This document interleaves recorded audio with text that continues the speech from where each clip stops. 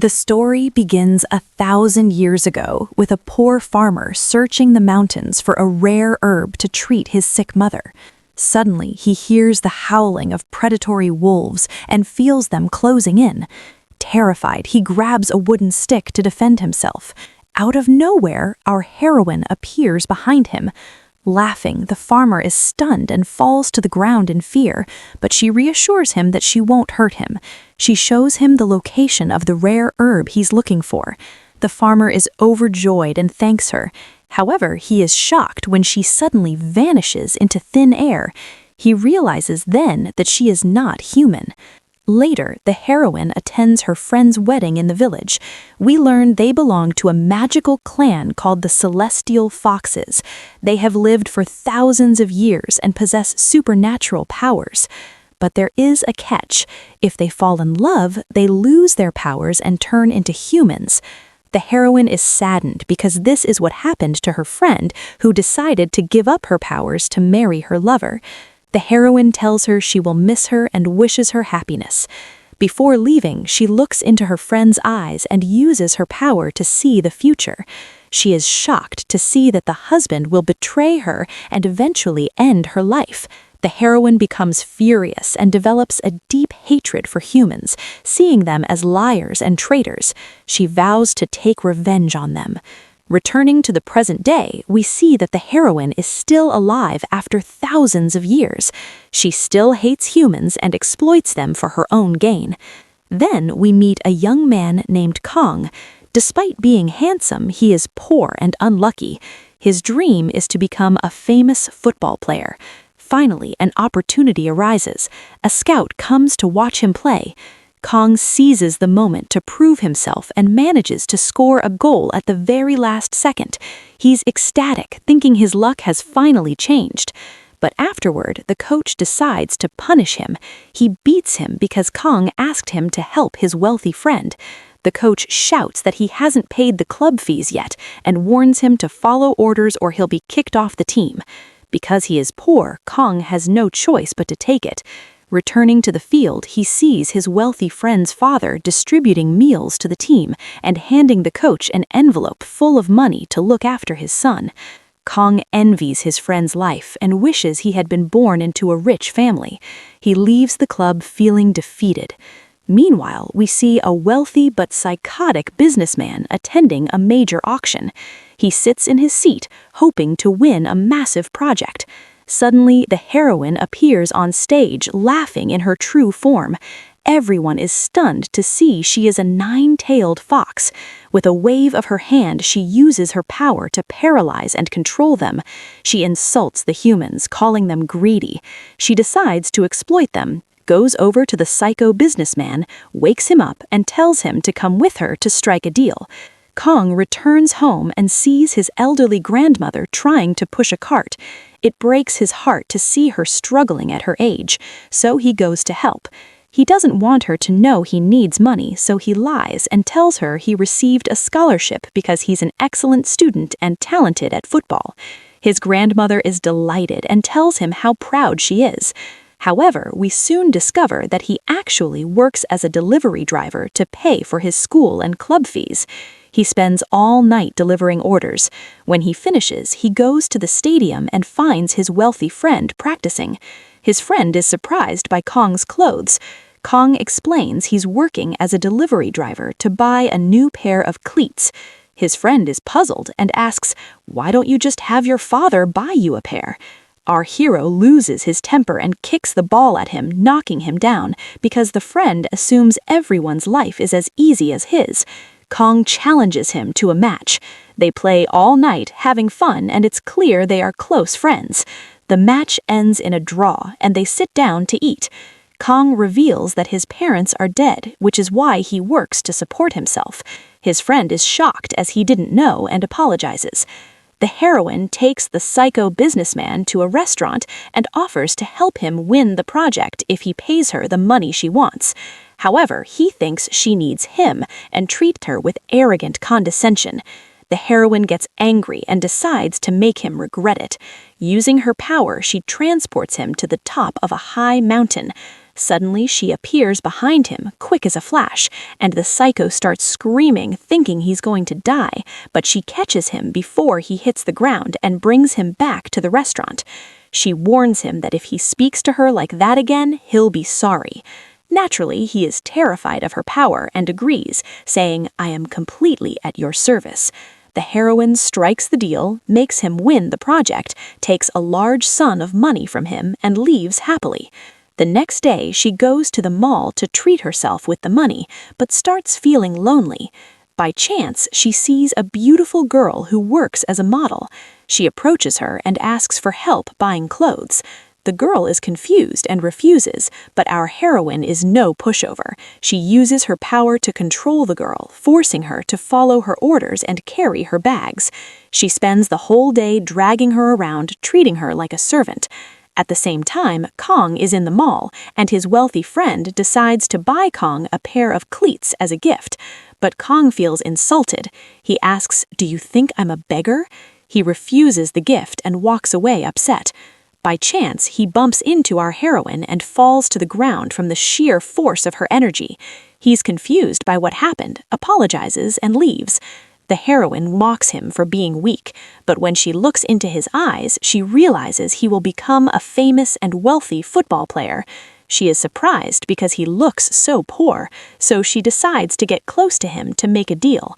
Before leaving, she wipes the model's memory so she forgets they ever met. Suddenly, the power goes out. A strange man appears before her. The heroine is shocked to see him. It is the leader of her clan. He warns her to stop making deals with humans or she will be punished and lose her powers. She ignores him and walks away. Later, Kong's friend apologizes, saying he didn't mean to upset him. Kong observes him and they go to the club to play football. They practice and have a great time. However, Kong kicks the ball too far and it accidentally hits our heroine as she is passing by. She gets furious and waits for him. When he tries to apologize, she uses her power to shred the ball and throw it on the ground. She bullies him, calling him a weak human. Kong is baffled and thinks she's crazy, so he leaves to return to his friend. At that moment, the psycho businessman is driving when drunk and hits Kong's friend. Kong arrives, sees what happened, and tries to chase the car, but he can't catch it. He returns to his friend and rushes him to the hospital. He learns the situation is critical and goes to the police station. However, he is shocked to find that the businessman's driver has falsely confessed to the crime. Kong is furious because he's lying and gets into a fight to force him to tell the truth, but the police don't believe him and pull him away. The psycho realizes Kong saw him and decides to ask the heroine for help. He holds her card and burns it as that's the only way to summon her. The heroine appears, and the psycho asks her to make Kong lose his memory so he forgets him, offering a large sum of money. The heroine is pleased and agrees. She goes to the hospital to wait for him. When Kong arrives, he asks what she's doing there, but she just laughs and uses her power to erase his memories. However, she is shocked to find that her power isn't working. She feels exhausted and remembers the clan leader's words. She realizes she has started to weaken because of her deals. She collapses and faints. Kong tries to catch her, but then he sees her tails. He is stunned and can't understand what's happening. Our heroine wakes up and decides to leave quickly before he discovers her secret. She tries to exit the room but bumps into the door because it's locked. She feels embarrassed because she has lost part of her power. Kong is puzzled by her behavior and goes to check on her only to find she has vanished. The heroine goes to meet the clan leader and calls out for him, but he doesn't answer. She gets angry and starts breaking his statues, threatening to destroy the entire temple if he doesn't show up. The leader is forced to appear. She demands an explanation for why her power has weakened. The leader tells her that because of the deal she made with the psycho, an innocent person died, the driver, and this is her punishment. He informs her that she must do good deeds to regain her strength. The heroine is surprised and decides to fix her mistake. She goes to meet Kong and asks him to make a wish. Kong is confused and thinks she's crazy. He yells at her because she caused him to miss his bus and he has no way to get home. The heroine decides to help him. She grabs his hand, uses her power, and runs so fast they loop around the entire city, outrunning cars. She gets him home in less than a minute. Kong is blown away and realizes she is definitely not human. He holds her hands and asks, "Can you take me for another spin?" The heroine agrees on the condition that he subscribes to the channel. However, she feels embarrassed that he's holding her hand and asks him to make another wish. Kong thinks about his friend's accident and says, "I want the police to catch the real criminal so he gets what he deserves." The heroine is happy and says, "Your wish is my command." She uses her power, vanishes, and reappears inside the psycho's car. He is shocked to see her, but she casts a spell on him, taking control of his mind and ordering him to confess. She drops him off in front of the police station, and the psycho follows her orders, confessing in front of everyone that he was the one driving the car that hit Kong's friend. Naturally, the police arrest him and throw him in jail. Our heroine is happy her plan worked, and as a result, her magical powers return. She goes to meet Kong, thanks him, and gives him a gift bag. He is in awe of her power and asks about her true identity. She laughs and gives him a chance to guess. Kong thinks she's a genie or a ghost, but she gets annoyed and tells him she's a magical fox. Kong remembers the tales he saw in the hospital and realizes he wasn't dreaming. She tells him he will become a famous football player and gives her her card in case he needs her. She tells him her name is Yoon. She feels her heart starting to beat for him, then leaves. 3 years pass. We see our heroine on an island in the middle of the sea. She decides to buy it to build a house, but is shocked to find it costs $10 million. She feels discouraged because she doesn't have that much and decides to make a deal with a wealthy human. Meanwhile, we see the news talking about Kong. The future the heroine saw has come true. He's now a famous football player. He signs a contract with a big team for a lot of money. The heroine is happy he's rich and decides to meet him to make a deal. On the other hand, we see his wealthy friend. We learn he retired from football because of the accident, and his father lost all his money. Unfortunately, he turned into a poor man with no future. The heroine goes to meet Kong at the airport and notices he still has her gift bag. She's happy he remembered her. She talks to him confidently, but he thinks she's just a fan and signs his autograph on her back before leaving. The heroine is embarrassed and can't believe he forgot her. Later, Kong goes to practice and sends a message to his friend asking to meet, but the friend won't reply because he doesn't want Kong to know he's a failure. He turns off his phone and goes to work as a delivery driver. At night, Kong returns to his home and goes to the bathroom, but suddenly the heroine appears. He is scared, thinking she's an obsessed fan stalking him. She reminds him who she is and uses her power to make his clothes fly in the air. Kong is stunned and realizes she is the magical fox. She talks to him, gives her her card, and tells him she needs money, asking him to make a wish in exchange for $10 million. However, he apologizes and explains he has no wishes because he achieved his dream. The heroine is angry he refused, but says he will need her help soon, leaves her card, and vanishes. Kong is spooked. Suddenly, the doorbell rings. It's his best friend. Kong learns he's now a delivery driver. They talk, and the friend tells him everything about his life and how he quit football due to the injury. Kong is moved by his words and sympathizes. He wonders how to help him, then sees the heroine's card. He gets an idea and decides to wish for his friend's life to change. The next day, he visits his grandmother's grave and finds his friend there. He confirms he is a true friend, thanks him, and decides to help. He burns the card, and suddenly the heroine appears, saying, "Your wish is my command. Your fox is at your service. What would you like to request?" Kong and his friend are shocked. They ask her to change the friend's life and make him a famous football player, but the heroine refuses because the friend is poor and can't pay the price for the wish. Kong says he's ready to pay on his behalf, but she informs him that the person making the wish must pay themselves. She prepares to leave, but Kong uses his head and starts provoking her, saying, "You probably don't want to grant the wish because you're weak and can't do it." The heroine is furious and decides to make him regret it. She agrees to grant the wish, but says she will do it her way. Kong happily agrees. The next day, he boards a plane to return to his club. Suddenly, a powerful storm hits. The plane shakes and the wish begins to take effect. Kong can't take it and faints. When he wakes up, he finds himself in his friend's poor house. He's shocked to see their lives have been swapped. He is now a poor failure and his friend is the famous successful player. He is stunned and can't process what happened. He thinks he's dreaming, but the heroine appears, laughing, and tells him she granted the wish on her terms. Kang is furious and demands his life back, but she refuses. Demands his life back, but she refuses, telling him he was arrogant and must be punished.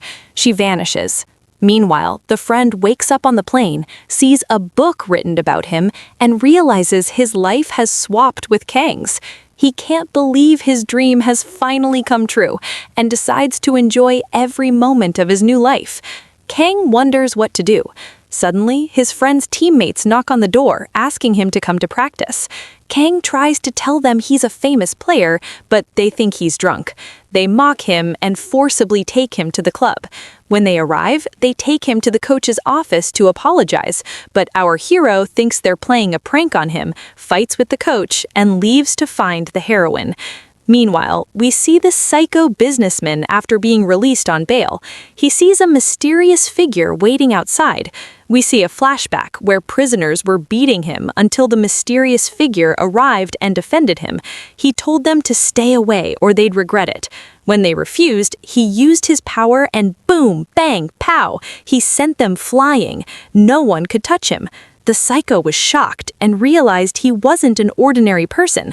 The mysterious man said he was a sorcerer and gave him a charm to protect him from the heroine.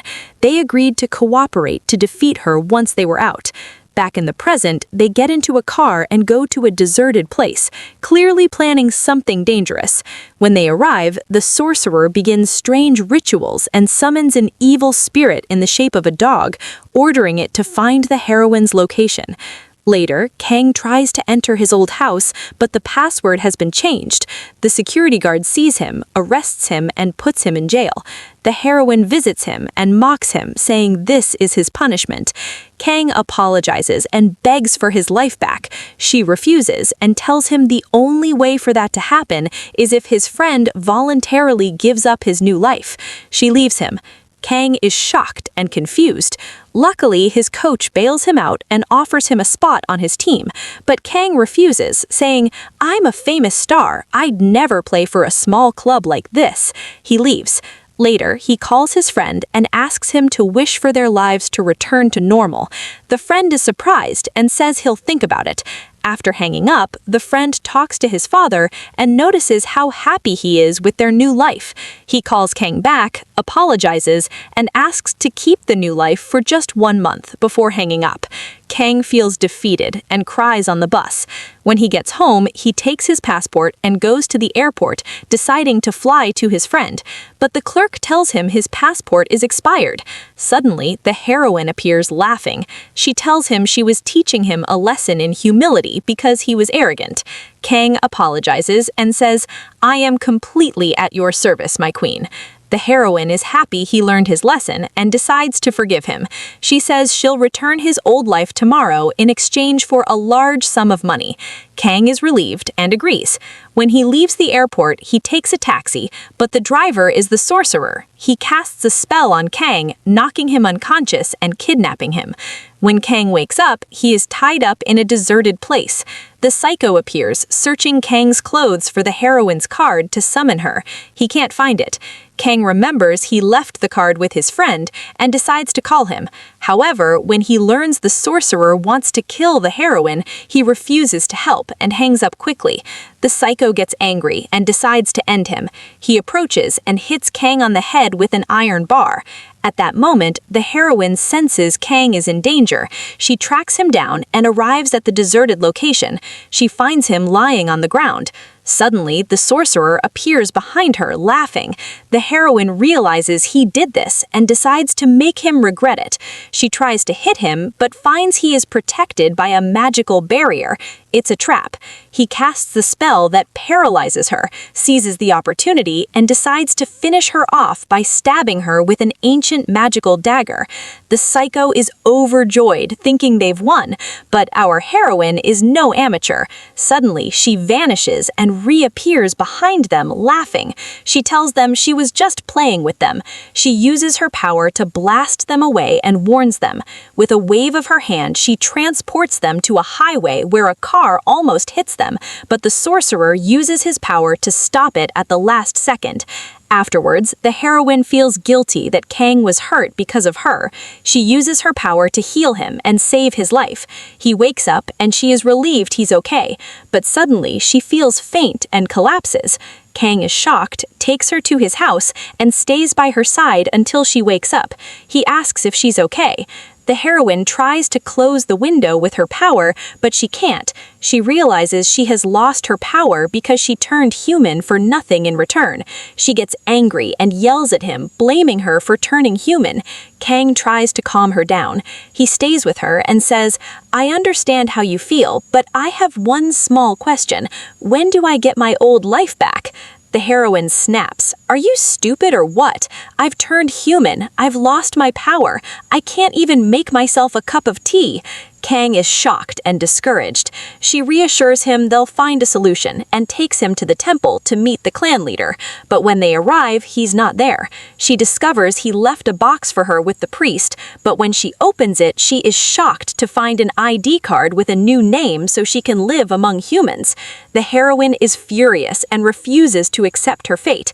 When she leaves, she pours gasoline around the place and tries to set it on fire to force the leader to appear, but the police arrests her and take her to the station.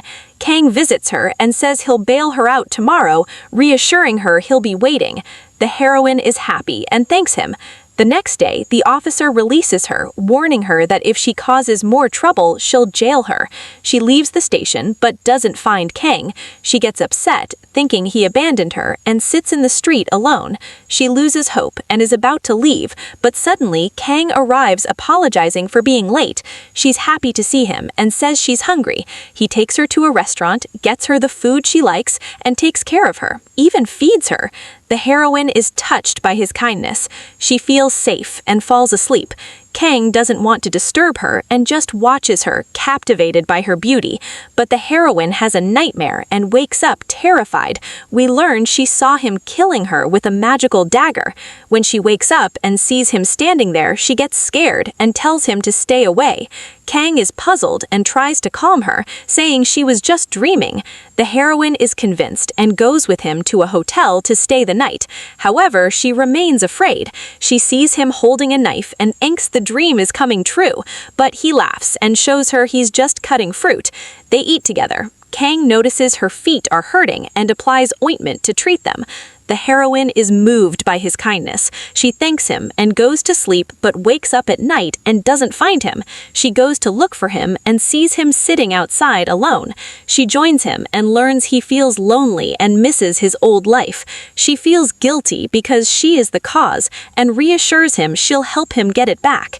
Kang thanks her, notices she's cold, and covers her with his jacket. They spend the night drinking and talking, growing closer. The next day, they wake up early and decide to go to the mountain where she used to live, hoping to meet another fox from her clan. They do so, but the heroine feels exhausted because she's human now and has no magic. She trips and almost falls off a ledge, but luckily Kang catches her in time. He holds her and looks into her eyes, but she feels embarrassed and pulls away.